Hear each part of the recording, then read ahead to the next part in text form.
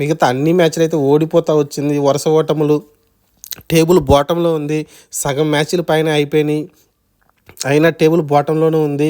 కానీ లాస్ట్ 6 మ్యాచ్లు వరుసగా గెలిచింది. 12 పాయింట్లు సాధించింది. వరుసగా అయితే ప్రతి మ్యాచ్లో 2 పాయింట్లు వస్తాయి కదా, ప్రతి మ్యాచ్లో 2 పాయింట్లతో వరుసగా అయితే మ్యాచ్లు సాధించి ఇప్పుడు ఈ పొజిషన్లో అయితే వచ్చింది. ప్లే ఆఫ్లో అయితే 4వ ప్లేస్లో అయితే దక్కించుకుంది.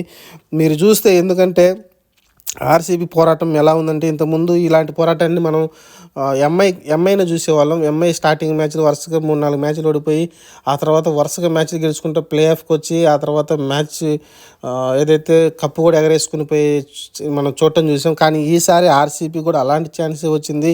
ఎందుకంటే మొట్టమొదటి మ్యాచ్ సిఎస్కే పైన ఓడిపోయింది. ఇదే సిఎస్కే పైన, ఆ తర్వాత పంజాబ్ పైన ఒక మ్యాచ్ గెలిచింది.